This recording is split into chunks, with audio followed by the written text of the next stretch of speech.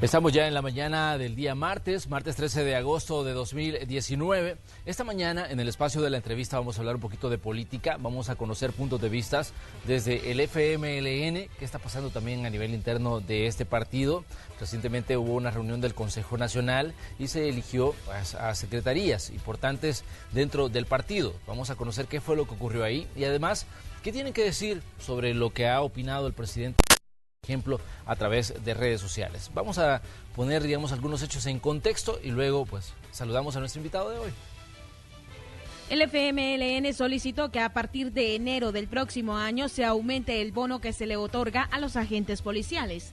El secretario general del FMLN, Óscar Ortiz, pidió que pase de $400 a $500 trimestralmente. El secretario del partido de izquierda asegura que esto implica una reorientación de la contribución especial a la telefonía del 5% que pagan los salvadoreños. Según Ortiz, con esto los agentes de seguridad estarían percibiendo $2,000 al año en calidad de bonos. Además, la reforma solicita un incremento para los empleados administrativos de la policía, por lo que el bono subiría de $150 a $300. Ambas solicitudes tendrían que hacerse mediante una reforma al tributo que pagan los salvadoreños por los servicios de telefonía destinados para seguridad. A la vez, solicitaron al presidente Nayib Bukele incorporar al presupuesto $50 millones de gastos corrientes de este año para aumentar $150 al mes al salario de los policías. También incorporar otros $50 millones del gasto del Estado para fortalecer la Fiscalía General de la República. Esta mañana, en la entrevista de Hechos AM, conversaremos sobre este y otros temas de interés nacional desde la perspectiva del FMLN. ¡Comenzamos! Esta mañana saludamos al doctor Fidel Fuentes, alcalde de Marcos y también coordinador de alcaldes del FMLN. Doctor, como siempre, pues un gusto saludarlo, bienvenido, un gusto que nos acompañe. Muchas gracias, Manuel. Buenos días también a toda la teleaudiencia. Por supuesto, muy gustoso de estar compartiendo esta mañana con todos ustedes. Bueno, doctor, vamos a comenzar por la última publicación que hacía el presidente de la República a través de las redes sociales, donde señala al FMLN de diversas cosas. Por ejemplo, él dice, y le voy a leer literal tal y como lo ha publicado, al FMLN dice no le bastó robarse el dinero del Chaparral, ahora quiere poner a las comunidades en contra del proyecto. Creo que es mejor detenerlo y pasar el caso a la Fiscalía General de la República. Él está refiriéndose al tema del Chaparral y está diciendo de que el FMLN está movilizando a alcaldes y a comunidades para que, digamos, obstaculicen el desarrollo del proyecto de la presa del Chaparral. Usted es coordinador de alcaldes del FMLN desde que entró, digamos, la nueva dirigencia, las nuevas autoridades, el pasado 7 de julio. ¿Qué decir ante estas acusaciones que hace el presidente a través de esa red? Habla de que incluso el proyecto pasó de costar 200 millones a 700, producto, dice, de que el FMLN pues se ha robado parte de ese dinero. Bueno, primero, el FMLN no se ha robado nada.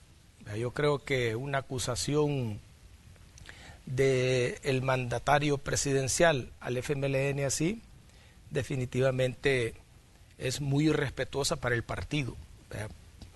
Querrá él a lo mejor referirse a funcionarios o querrá referirse a quien a lo mejor era el responsable de realizar dicha obra, si es que es al final un señalamiento, pero no tiene por qué decir al FMLN. A no ser de que el presidente de la República definitivamente tenga una agenda en contra del FMLN a estas alturas de donde está su mandato. Yo considero que el presidente de la República debe estar convocando a todo el país a la unificación.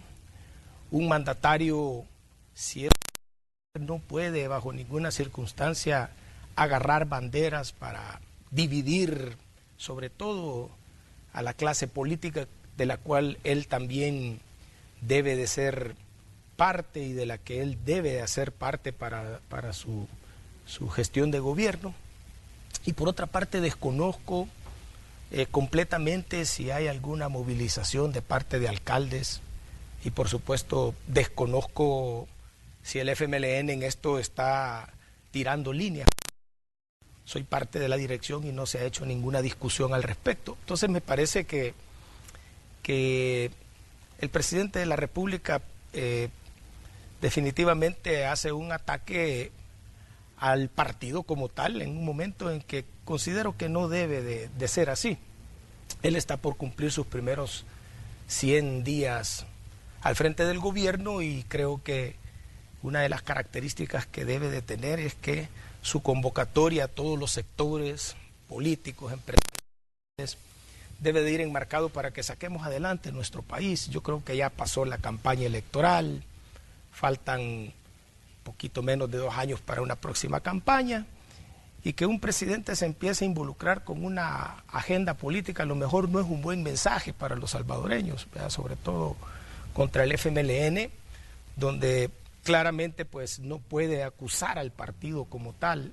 En el partido pues sabemos aproximadamente 40,000 militantes, es un partido su capital electoral, y hacer una acusación así a todo un colectivo partidario, a toda la figura jurídica que representa el FMLN, parece fuera de tono, parece más una situación de una conducta muy política de parte del presidente en contra del FMLN. Pero no habría, digamos, dentro del FMLN también, como usted decía, no se puede acusar a todo el partido, pero sí, digamos, puede haber personas, digamos, que estén tomando por su cuenta, porque el presidente decía que se están movilizando alcaldes y comunidades con el objetivo de obstaculizar el proyecto del Chaparral. Pues para nadie es un secreto, doctor Fuentes, que el FMLN, la dirigencia saliente, pues tuvo una relación bastante complicada, digamos, con Nayib Bukele, considerando que fue la dirigencia saliente la que lo expulsa del partido, considerando que fue la dirigencia saliente con la que tuvo pues tremendos encontronazos con Medardo González, y sabemos que dentro del FMLN pues todavía queda gente que está, digamos, siéndole a esa dirigencia que se fue. Sí, el caso al que se refiere específicamente el presidente, que tiene que ver con los sectores sociales, entiendo que dice que está oponiéndose al avance de la obra, pues deben de ser identificados como tal. Y por ende, creo yo que el gobierno está en la obligación de establecer con ellos diálogo que permita viabilizar cualquier pretensión o cualquier proyecto que el Ejecutivo necesite realizar. En una coherencia de un gobierno pues debe de existir el diálogo, debe de existir esa apertura. El presidente ha demostrado que tiene un gabinete que va al encuentro con la gente, entonces no sé por qué tiene ese exabrupto de acusar al FMLN en esos términos, cuando puede él precisamente establecer directamente con quienes están en esa movilización, que desconozco si solo son alcaldes del FMLN o hay de otro partido, que otros sectores involucrados en eso, y poder, ¿cómo se llama?, salir adelante. No puede ser un presidente acusando a un sector social que exige una demanda, no puede tampoco acusarlo a priori sin antes haber negociado, sin antes haber buscado una forma de viabilizar cualquier situación antagónica que esté generándose en relación al Chaparral. Vea, yo creo que hoy él tiene la potestad, yo creo que debe cerrarse también la parte oscura de la situación de su expulsión y de su enfrentamiento con la dirección anterior del partido. Creo que también debe cerrarse esa página, superarse eso también. Ya no se puede seguir viendo al FMLN por parte del presidente con la dirección que fungió, que tuvo con él el problema de la expulsión y toda esa controversia que se generó en todos los momentos políticos hasta antes que él llegara a la presidencia, creo yo, y pues a que se superen ese tipo de cosas. Ya no puedes estar con la espada de la venganza, pues tratando a un partido político donde ya hicimos nuestros cambios, ya la militancia ya se expresó, hay cambio de secretario general, hay cambio de la comisión política. Yo creo que con los nuevos actores pues debe de abrirse una nueva página que sea de diálogo, que sea de entendimiento, pero no puede ser de acusaciones así tan inquisidoras de tono de un presidente que está llamado a liderar un país, a esa convocatoria para que haya consenso, para que el país salga adelante. Yo creo que la gran mayoría de salvadoreños De mi parte, le hemos tomado también la palabra en términos de sacar nuestro país adelante. Tiene un mandato para 5 años que va a requerir el concurso y el esfuerzo de todos. Así que no puede empezar a polemizar y acusar, así como en esos términos de lo que tú acabas de leer, que es bastante, en buena medida, es bastante polémico y también en buena medida pues es un ataque bastante artero. Bien, doctor, el 7 de julio Óscar Ortiz pues tomó posesión del cargo de secretario general del FMLN. ¿Qué consideran ustedes han encontrado? Digamos, ya comenzaron a pasar los días, ya estamos a más de un mes de que comenzaron ustedes a trabajar también como autoridades del partido. ¿Qué es lo que han encontrado? ¿Qué les dejó la digamos, del FMLN, la dirigencia saliente? Porque todavía, digamos, lo que se dice es que la dirigencia se fue, la dirigencia anterior se fue, pero hay mucha gente que está dentro de, digamos, del Consejo Nacional del Partido, dentro de las autoridades nacionales del partido, que todavía le sigue siendo, digamos, fiel a esa dirigencia que salió, y que incluso para Óscar Ortiz se ha vuelto muy complicado tomar decisiones dentro del partido, porque todavía está presente, digamos, a través de mucha gente, digamos, la autoridad de esa dirigencia que se fue. Bueno, hemos encontrado un partido, como puede sucederle a cualquier partido que va saliendo del control del Ejecutivo, realmente en una situación de bastante crisis en términos de recursos, en términos de su reorganización y por supuesto también en términos de expresiones de grupos que por años han venido identificándose con ciertos liderazgos de la ex dirección del FMLN. Eso es normal. Sí, claro. Las elecciones primarias no pudieron de un solo plumazo poner las cosas en perspectivas de unos o de otros, sino que estamos así prácticamente en una transición donde toda la nueva dirección, pues que hemos tomado posesión a partir del 7 de julio, estamos adaptándonos a una nueva dinámica que es un partido en oposición, ya no un partido en el control del Ejecutivo. Podemos decirlo, un partido en crisis, relegado a una tercera posición, digo en crisis electoral por los egresos que significaron electoralmente para el FMLN los resultados de las elecciones de este año. Y por supuesto esto requiere de que se hagan todas las readecuaciones y se haga toda la reestructuración para que el partido se ponga en la posición en la que la historia en este momento nos relega, que es ser un partido de oposición, ser un partido que tuvimos pues el reciente ejecutivo por 10 años y que en las elecciones anteriores del 2018 también nuestra fracción fue reducida en buena medida a una cantidad de diputados mucho menor que la que veníamos haciendo. Y toda esa discusión se está dando, se están prácticamente conociendo en buena medida la evaluación de todos los resultados que la gestión de gobierno tuvimos, las razones obviamente que deben de registrarse, que nos llevaron prácticamente a la derrota, y ponernos en perspectiva de la reestructuración, reorganización y fortalecimiento del partido a nivel interno para poder competir en las próximas elecciones legislativas y municipales con la fuerza necesaria para poder mantener y retener la cuota de representación que mantenemos a nivel, que son casi aproximadamente 62 municipios y una fracción pues de 23 diputados, que en toda medida, si podemos pues aumentar todas esas representaciones, pues para el FMLN va a ser ganancia. Pero ¿qué piensa, doctor, cuando se le dice que la dirigencia del FMLN que tomó posesión el 7 de julio le iba a tocar darle pues choques eléctricos a un cadáver? ¿Por qué? Porque se sé que el partido prácticamente, hay mucha gente que lo da por muerto a partir de los descalabros que se tuvo, digamos, de la presidencial, donde pasó de más de 1 millón de votos a 370.000 votos, donde pasó, digamos, en la elección de 2018 de 31 diputados a 23, y eso pues obviamente vemos que es una tendencia a la baja como fuerza política. Y pues no faltó quien dijera que a la nueva dirigencia le iba a tocar pues revivir al FMLN o intentar darle los primeros auxilios para ver si lo sacaba de esa unidad de cuidados intensivos en la que había entrado.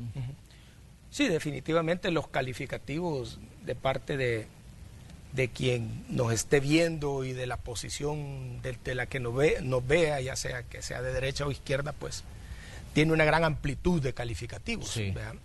No podemos negar que la situación del partido posterior a las elecciones ha sido crítica, que estamos aún en una situación convaleciente en términos de lo que esta nueva dirección debe de empujar, pero también ya se presentan algunas fortalezas, como ha sido ese espíritu de cambio que la militancia manifestó en las elecciones internas, primero pues con una buena participación, muy a pesar de un partido, si querés, con resultados bastante caóticos en términos electorales, pero con una participación que demuestra que hay un interés y hay todo un esfuerzo de parte de nuestro recurso humano, de nuestra militancia, de llevar al FMLN a nuevas batallas, con nuevos liderazgos y con nuevas energías.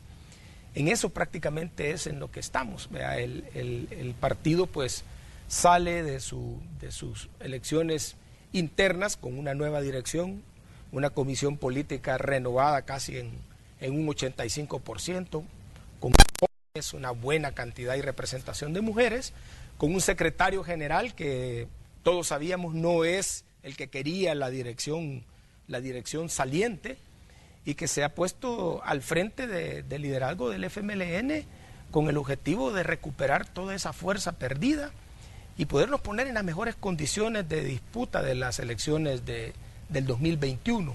Doctor, pero ¿sí? Hay un interrogante sobre todo lo que está ocurriendo. Cuando se dice de que Óscar Ortiz tiene difícil, digamos, maniobra dentro del FMLN que él quiere construir o la imagen que él le quiere dar al elector. Recientemente se reunió, yo le decía, el Consejo Nacional y se nombraron secretarías. Y podemos hacer un listado de los nombres. Por ejemplo, el secretario de organización es Aristides Valencia, quien fue, digamos, uno de los contendientes en la búsqueda de la Secretaría General del FMLN y que se dijo que en determinado momento era quien tenía, digamos, la bendición o tenía el aval de la dirección. El secretario del Movimiento Social es Medardo González, quien fue el secretario general saliente. De Relaciones Internacionales es Carlos Castaneda, quien fue ministro de Relaciones Exteriores del presidente Salvador Sánchez Serén. También tenemos a otros nombres que algunos no son muy conocidos, pero por ejemplo, asuntos electorales, Silvia Cartagena, a quien se acusó en determinado momento de estar manipulando la elección. Y eso se dijo cuando no se daban los resultados y cuando se decía que había que esperar más. También comunicaciones, bueno, está Raúl Yarul, finanzas, dice Verónica Marroquín, Articultura, Gerson Martínez, quien se dijo también que en algún momento tenía pues el aval de la dirigencia saliente para convertirse en el candidato presidencial cuando compitió con Hugo Martínez. Lo que se menciona, digamos, sobre esta elección de secretarías es que al final la exdirigencia mantiene una presencia en estas secretarías que en determinado momento tienen que votar para tomar decisiones. Y aquí es donde se dice que pues Óscar Ortiz no tiene todo el control dentro del partido. ¿Por qué? Porque se decía de que la dirigencia saliente todavía mantiene, digamos, fuerza al interior e incluso mantiene presencia en estructuras y en toma de decisiones. Esta redistribución que ha habido de los diferentes cuadros del partido en diferentes instancias tiene en buena medida una lógica. En el FMLN ni antes de las primarias, ni durante las primarias, ni después de las primarias ha habido expulsión, ha habido renuncias, ha habido un egreso de exdirigentes, por decirlo así, que pierdan sus derechos dentro del FMLN, porque dentro del FMLN todos tenemos derechos y todos tenemos, por supuesto, deberes con el mismo partido. Los estatutos definen claramente nuestras funciones como militantes. La mayoría de las secretarías fueron cambiadas, las cabezas principales. y ha habido, por supuesto, una redistribución dentro de la secretaría de compañeros y compañeras como los que tú ya mencionaste, que los conocimos, pues que estuvieron al frente de la dirección. Muchos de estos compañeros que han acumulado experiencia, que en buena medida han tenido ligerancia bastante fuerte en la política en los últimos años al frente del FMLN, muchos de ellos también que son responsables de la derrota del FMLN, están prácticamente haciendo uso de sus derechos, ¿vea? Que es que pueden estar en cualquiera de las instancias donde se les designe o donde aspiren para precisamente poder aportar para el partido, y eso es en buena medida. Mencionaste Aristides Valencia. Aristides Valencia no ha estado en ningún cargo de dirección en el FMLN y por ende pues en ninguna secretaría, ¿vea? Muy a pesar de que era ministro de Gobernación y fue candidato a ser secretario general del partido, pasa a tomar una posición bastante estratégica e importante, que es la Secretaría de Organización. Y así mencionaste a Gerson también, que era de la Comisión Política, ya no es de la Comisión Política, pues está en una secretaría. Pero no es esta la presencia de la dirigencia que se fue, doctor. Esa es la interrogante, o sea, no es esta la dirigencia que se fue, la que se mantiene, digamos, presente ahí, y que seguramente, pues, para Óscar Ortiz, que quiere tomar decisiones dentro del partido y quiere dar una imagen de renovación. O sea, ¿cómo se va a dar una imagen de renovación cuando es la misma gente que se ha visto en cargos públicos y que se ha visto, digamos, y que se ha acusado, y esto que conste de que se dijo durante el proceso interno, que eran los responsables del descalabro del partido, pues siguen ahí tomando decisiones? Si tú ves secretarías del FMLN, en buena medida son instancias, si quieres, de carácter técnico, de carácter en buena medida ejecutivo, que apoyan a las diferentes instancias de dirección y como tal pues también hacen su aporte en el trabajo del partido dentro de sus planes. Como te vuelvo a repetir, a ninguno de los compañeros de la dirección se les ha expulsado, inhabilitado de sus derechos. Por tanto, la operación de que pasen a ser parte de secretarías, que no son entes de dirección del partido, pues tiene una lógica y en buena medida es legal. Vea, los estatutos lo permiten y debe de ser así. No podemos negar, Manuel, de que las secretarías como tal fueron copadas en buena medida por parte de dos grupos dentro del partido que han estado identificados y se atrincheraron como parte de la conducción de la dirección saliente. Esa es una cuestión que no se puede negar. En este momento en el que nosotros estamos, pues nosotros tampoco podemos decir que esto no nos va a servir de nada o que va a ser un tropiezo para la actual dirección. Al contrario, Óscar Ortiz lo ha manifestado, primero, su posición en la cual está con toda la energía de luchar para que el partido no se siga manteniendo esa lógica de agrupamientos o de grupos de poder dentro del partido. Y yo lo había dicho antes de que Óscar quedara como secretario general. Óscar tiene esa gran capacidad de diálogo y esa gran capacidad de alianza, no solo al interior del partido, no que fuera del partido, que es muy necesaria en este momento en función de fortalecer al FMLN. Obviamente los rostros visibles de quienes conducen el FMLN han pasado a una segunda posición, si quieres una posición asesora, una posición más operativa de algunas cosas que la dirección actual va a designarles dentro del quehacer como partido.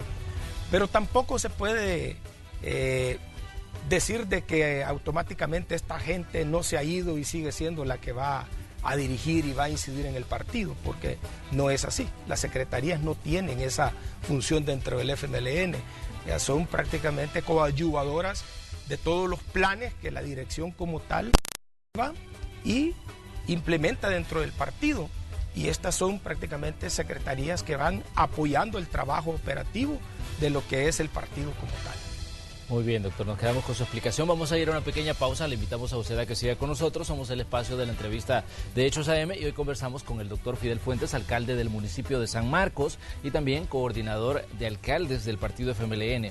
Recordemos que los partidos se están preparando ya para las elecciones de 2021. ¿Cuál va a ser la ruta que va a seguir el FMLN? De eso vamos a hablar cuando regresemos de la pausa.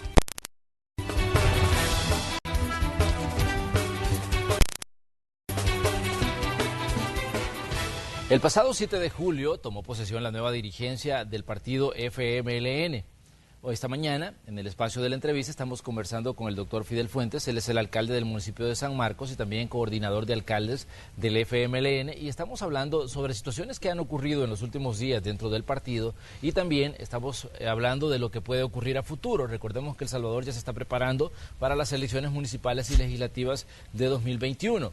La interrogante que ronda el FMLN es, digamos, a tomar, doctor Fuentes, ya con miras a una elección. ¿Cómo lograr, digamos, que ese electorado que en determinado momento le dio el voto de confianza al FMLN regrese y le dé nuevamente ese voto de confianza? ¿Cómo lograr que el ciudadano ya no vea, digamos, en el FMLN digamos, las situaciones que se han vivido en los últimos dos gobiernos y que, o por lo menos que las acepte las situaciones que se han vivido y cómo enrumbar, digamos, hacia esa elección en la que el FMLN busca recuperar ese espacio? Decía, la última elección municipal y legislativa pues fue un tanto dura también para el FMLN. Pasar de 31 legisladores a 23, pues es un cambio de 8 legisladores y una reducción del margen de maniobra en un órgano de Estado como la Asamblea Legislativa.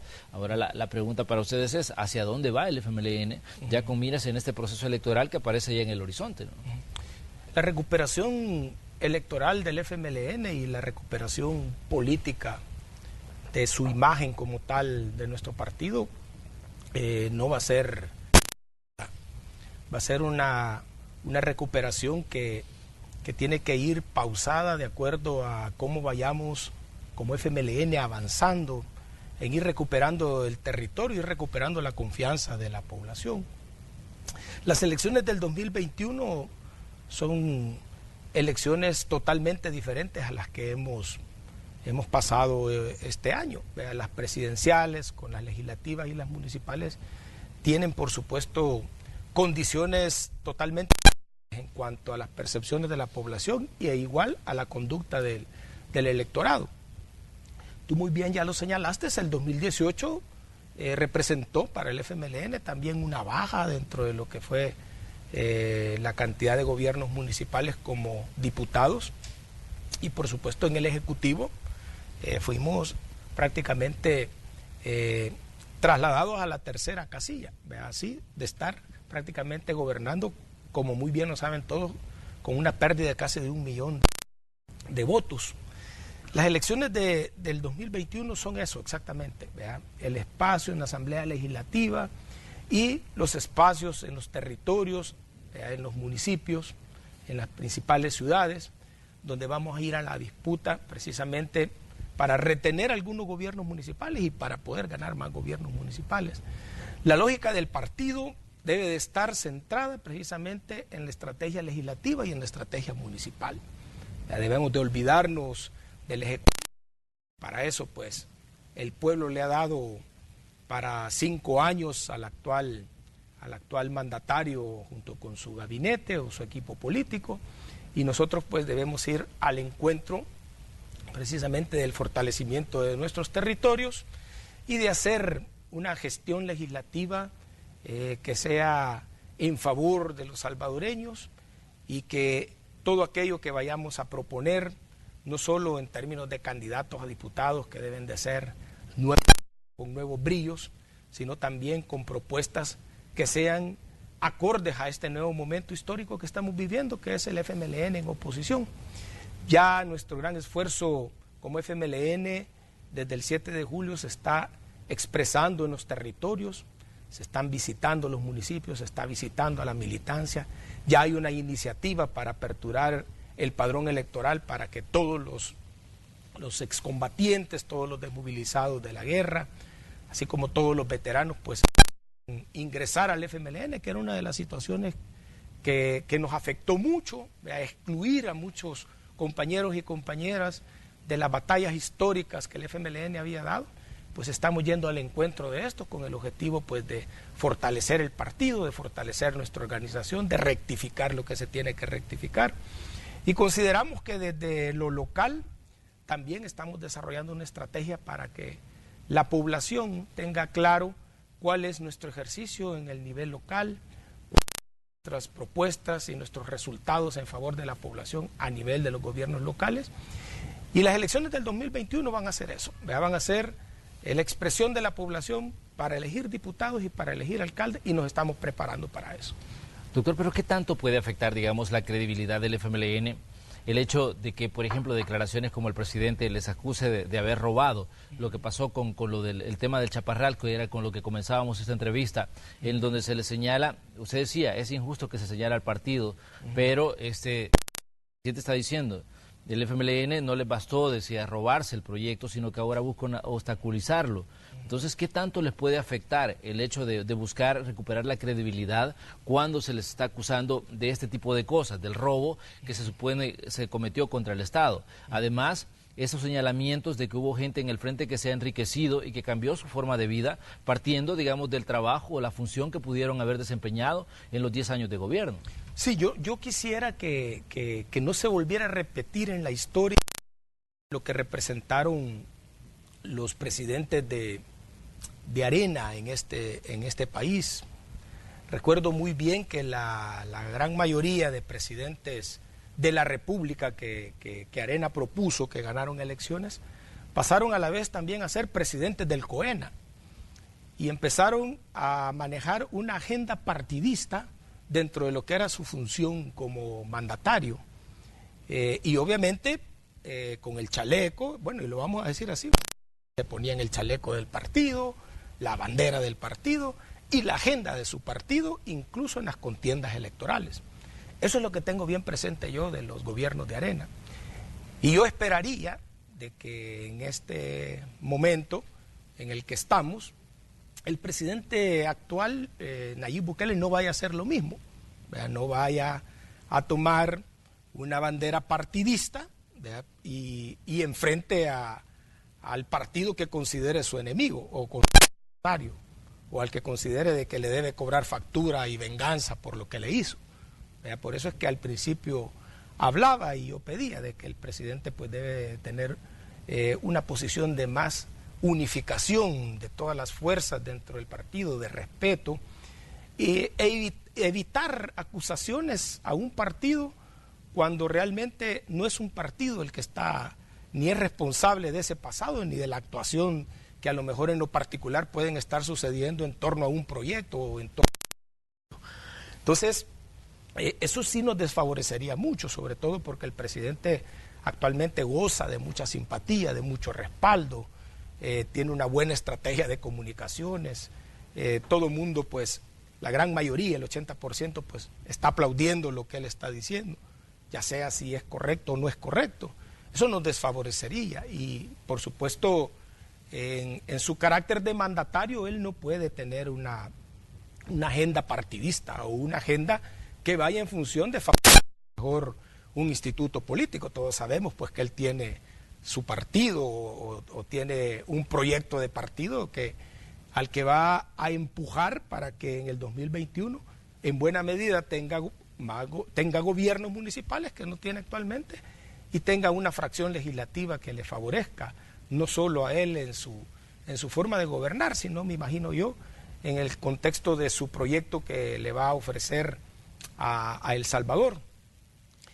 Considero de que de ese tipo, oposiciones de esos tipos, sí nos van a afectar y no serían como muy legítimas, porque un presidente de la República pues se debe a todo un país y se debe a un programa de gobierno que obviamente debe de desarrollar en favor de todos los salvadoreños. Como vuelvo a repetir, sería lamentable que volvamos al pasado, a que volvamos a tener aquí a presidentes de la República enchalecados, ¿verdad?, con una agenda partidista o, si quieres, pues desarrollando una agenda de un partido. Yo creo que eso sí nos puede desfavorecer, vuelvo a repetirlo, por la capacidad que tiene el presidente de ser escuchado y de incidir en la sociedad, y eso pues espero no lo tome como ventaja, sino que al contrario que demuestre su capacidad de estadista en función de reconciliar la sociedad, de reconciliar El Salvador. La izquierda que representa el FMLN todavía sigue siendo una fuerza beligerante importante. Estamos gobernando ciudades y municipios importantes. Es casi el 27% de la población está bajo las banderas de los gobiernos municipales del FMLN. La fracción legislativa del FMLN es la segunda fuerza legislativa. Él viene de asestarnos una derrota que le debe dar tranquilidad, no le debe de dar zozobra. Sí. Puede hacer que tenga para el 2021 buenas condiciones para tener una cuota más allá de lo que es el Ejecutivo a nivel legislativo y a nivel municipal. Y eso es bueno por la democracia, eso es bueno por los salvadoreños que a lo mejor sumándose a ese proyecto, pero es malo en términos de mandar signos de división de la sociedad, de entrar nuevamente a los conflictos que desgastaron a los partidos. ¿Verdad? Tú sabes de que esos conflictos viscerales, esos conflictos fueron los que terminaron agotando a la derecha y a la izquierda ante el pueblo. Y yo creo que la gente ya no quiere seguir viendo eso, así que lo mejor sería pues de que cambie ese estilo, por lo menos tratando al FMLN, porque en buena medida pues el FMLN lo que quiere y de lo que estamos dispuestos es a participar en la política y en todo aquello que vaya en favor de su misma gestión y que esté encaminada a todos los salvadoreños. Bueno, ese es su mensaje para la presidencia de la República en este caso, pero ¿qué le dice usted al ciudadano, al que está ahí sentado frente a la televisión, el que está, digamos, escuchándonos de alguna forma y está listándose para ir a trabajar y que tiene la idea de que, digamos, gente del FMLN dentro de los gobiernos, que tiene la idea de que mucha gente se aprovechó de los cargos que utilizaba para obtener algún tipo de beneficio, ya sea propio o a nivel de sus grupos familiares? ¿Qué le prometen ustedes, digamos, que va a dar ese giro el FMLN para que este tipo de cosas pues cambien, o por lo menos que esa percepción que se tiene pues hasta cierto punto cambie? Porque esto es una situación que hasta cierto punto le ha pasado, digamos, factura también al FMLN. Mira, en el caso de funcionarios, o más bien de exfuncionarios, exmiembros de la dirección, si en su momento son acusados y son juzgados, y obviamente los veredictos son condenatorios, comprobatorios de los que han hecho, pues el FMLN no los vamos a estar defendiendo, ni los vamos a estar respaldando.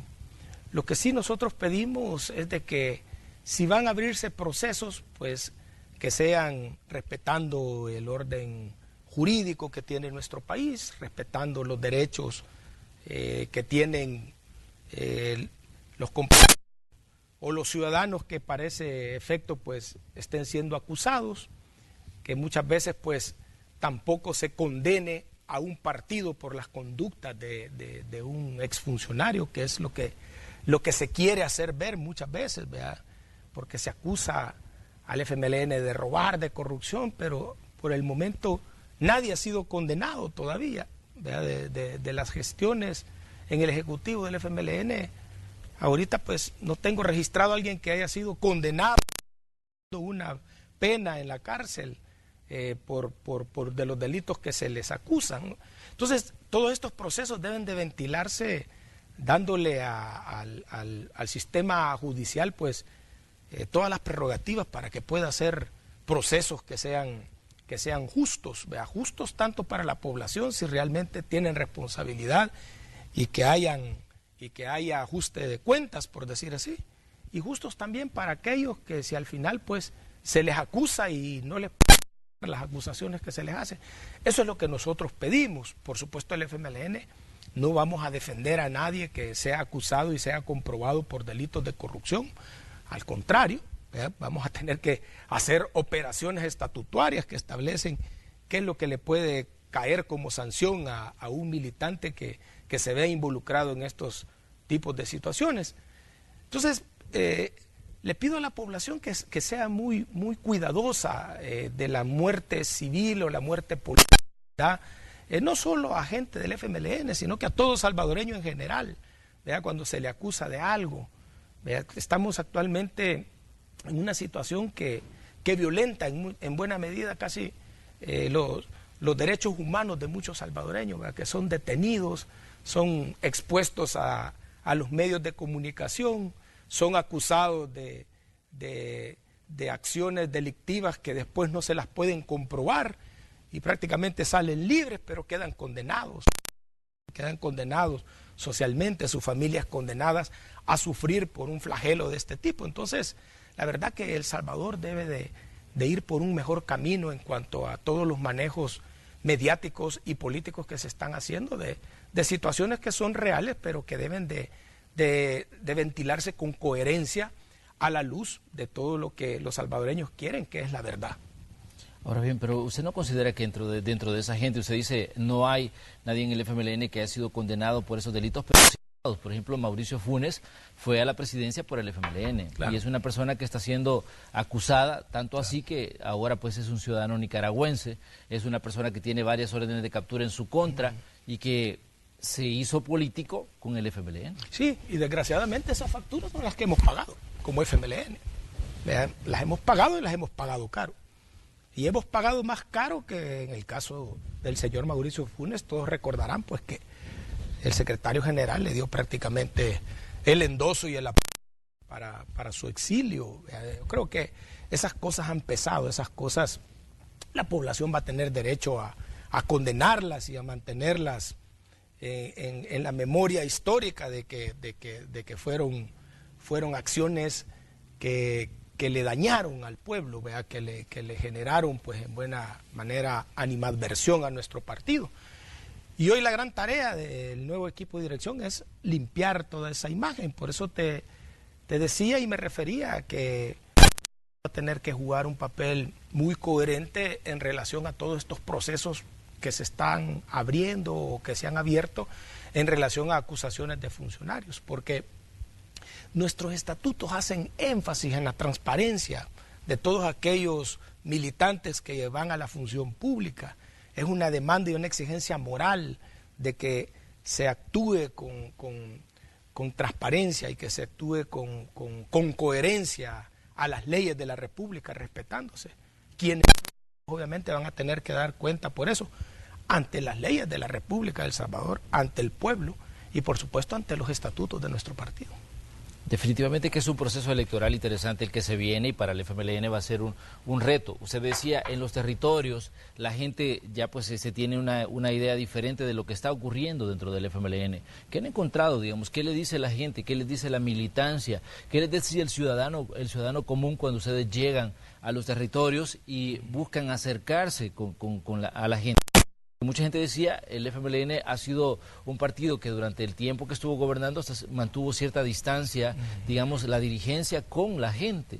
Tanto así que en determinado momento, luego de los resultados de las elecciones de 2018, la misma dirigencia dice, vamos a entrar en un proceso de reflexión y ver dónde rompimos ese vínculo con la gente, porque el FMLN se supone que es un partido que surgió de la gente y que se supone debía servir a la gente, pero luego viene la misma dirigencia diciendo que va a entrar en un proceso de reflexión porque hubo una conexión. Digamos, ¿qué encuentran ustedes cuando llegan al campo, cuando llegan al territorio y se juntan con gente que ha sido, digamos, militante del partido por años o por décadas y encuentran también al ciudadano que ha percibido y que ha sufrido, que ha vivido las decisiones que ha tomado el FMLN dentro del Ejecutivo? En buena medida hay dos tipos de ciudadanos con los que estamos teniendo experiencias bastante diferentes, ¿verdad? El militante o el identificado o el que tiene una trayectoria que en buena medida está ventilando esperanza con este nuevo proceso de cambio que ha habido al interior del FMLN, sobre todo porque se le está visitando y se le está haciendo una convocatoria a su reincorporación. Obviamente muchos expresan que lamentan la situación del FMLN, de la que fueron excluidos o de las conductas que obviamente no fueron en su momento controladas y que dieron prácticamente pauta a la derrota electoral que vivió el FMLN. Este es prácticamente uno de los proyectos inmediatos que tenemos, ¿verdad? El poder reincorporar y poder hacer que toda esta fuerza vuelva al engranaje de nuestro partido. Y está el ciudadano, ¿verdad? El ciudadano común y corriente, aquel que votó por nosotros, aquel que a lo mejor no votó por nosotros, pero que mantuvo una esperanza de que las cosas iban a cambiar. Este es más escéptico, ¿vea? Este es el que gravita desde el que nos dicen están muertos o desde el que nos dicen que salgan de eso.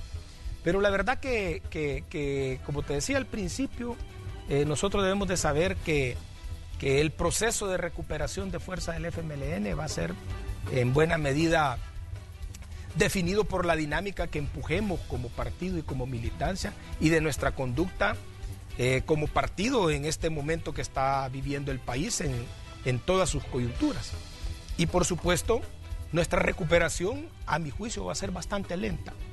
Debemos de estar conscientes, ¿verdad?, de que los estigmas que han quedado después de todo este proceso son profundos, ¿verdad? Algunos son duros, ¿verdad? Otros son, desde la perspectiva de la gente y desde su expresión, groseros contra el partido. Nosotros tenemos que ser conscientes de eso y tenemos que darle el tratamiento debido también a esta conducta de la población, porque en buena medida la población tiene razón de sentirse así.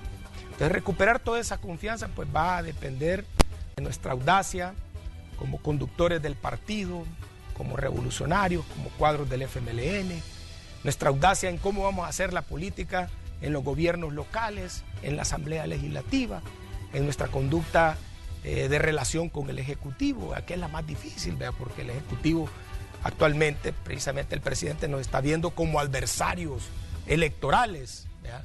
No está preocupado por Arena, no sé si te has fijado, ¿verdad? Mucho menos por el PDC y el PCN, no está preocupado por el ¿verdad? Está preocupado por el tercer lugar. Hay que hacer estudios, ¿verdad? ¿A qué se debe eso? ¿Por qué?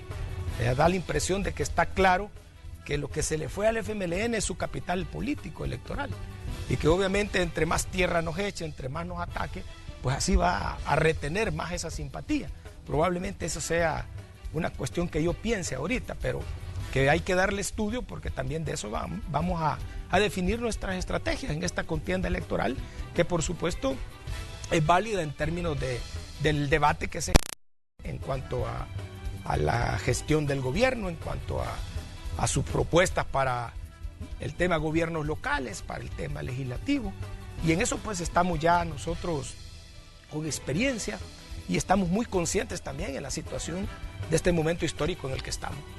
El presidente decía a través de un tuit, vamos a establecer las ICIES antes de que se cumplan 100 días de gobierno. Y ayer decía, vamos a llevar los casos, como el caso de Chaparral decía, lo vamos a llevar a la Fiscalía, mientras las ICIES. ¿Qué dicen ustedes, digamos, del FMLN? Ayer Oscar Ortiz decía, no voy a opinar sobre las ICIES porque es un proyecto que no conozco. Correcto. Yo creo que es lo correcto, ¿verdad? El presidente ha sido muy audaz y ha hecho caer en la trampa a toda la clase política de este país, ¿verdad? Que habla de propuestas de leyes sin que estén, ¿verdad? Pide votaciones sin todavía tener sobre qué hay que votar. Y las ICIES viene siendo prácticamente parte de esa misma estrategia, ¿verdad? Nadie conocemos qué en el contexto de las ICIES, ¿verdad? Todos sabemos de que esto nace en Guatemala, que tuvo su buena experiencia, su mala experiencia. Los salvadoreños somos malos para imitar, ¿verdad? Somos muy malos para imitar. Hasta en programas de televisión he visto yo cómo armamos nosotros los programas que los están dando a la misma hora en otros canales de otros países y somos muy malos imitadores. Las ICIES nace en Guatemala y nace especialmente contra la impunidad de la Fiscalía, la impunidad incluso en contra de grupos paramilitares y estructuras armadas que estaban generando prácticamente aniquilamientos y matanzas selectivas, donde se cruzaba el narcotráfico. Así nacen las ICIES en Guatemala y luego pues empieza a buscar el tema de la corrupción y El Salvador es otra realidad. El Salvador es otra realidad. El cuerpo de la policía municipal, medida la fiscalía, no tienen ese nivel de ¿cómo se llama?, de podredumbre que tuvieron allá en Guatemala estas instancias, ¿verdad? Hay que decirlo. O sea, aquí la policía no tiene grupos armados, no hay grupos paramilitares aquí en El Salvador. Entonces debe de conocerse bien el contexto en el cual el señor presidente quiere hacer esa propuesta. Debe abrirse al debate esto, ¿verdad? Tanto de la sociedad civil, de los sectores académicos, intelectuales, listas, debe de participar el órgano judicial, debe participar la Asamblea Legislativa, debemos de participar todos para ver si esto es viable o no es viable. Si no, va a ser nada más otro panfleto político más ahí para despotricar contra la oposición, ¿verdad? Porque muchos diputados caen en la trampa de empezar a decir que ya están en contra, otros que están a favor. ¿En contra de qué y a favor de qué si no se conoce, Manuel? O sea, tampoco pequemos de ingenuos, hombre. No pequemos de ingenuos. El proyecto y que se discuta, que sea respetuoso del orden constitucional, y si esto va a venir a favorecer, pues entonces se va a tomar una decisión y quienes la van a tomar es la Asamblea Legislativa. Y si esto no es aplicado a El Salvador, pues también tiene que aceptarse que no es aplicado a El Salvador. ¿Vea? Pero en buena medida no hay nada todavía, ¿vea? Solo es un anuncio, ¿vea? Solo es un anuncio. Y muchos están cometiendo el error de decir, sí, está bueno el apoyo, no estoy de acuerdo. ¿Y por qué se están pronunciando por algo que el señor presidente ni siquiera en qué consiste, pues, ¿verdad? Muy bien. Doctor, le queremos agradecer que nos haya acompañado. Lo esperamos en los próximos días aquí para que sigamos analizando y conversando un poco de política y también conversando de lo que se está haciendo al interior del FMLN. Obviamente es un punto interesante de análisis el que se puede hacer del futuro del partido, y también considerando que el proceso electoral de 2021 pues está más cerca de lo que parece. Gracias, Fidel Fuentes, por estar aquí esta mañana. Gracias, Manuel, y gracias a todos los salvadoreños, salvadoreñas que están en El Salvador, también no están acá, que por supuesto me imagino miran este bonito programa. Muchas gracias a todos, feliz día. Cerramos nosotros el espacio de la entrevista, vamos a ir a una pausa comercial. Cuando regresemos, información del tráfico, información del clima, las temperaturas que nos han castigado en las últimas horas, temperaturas, digamos, muy altas, muchísimo calor en buena parte de El Salvador, así es que vamos a estar hablando de eso y también de otros temas que le interesan a usted en materia de política, economía y salud aquí en Hechos AM. Regresamos enseguida.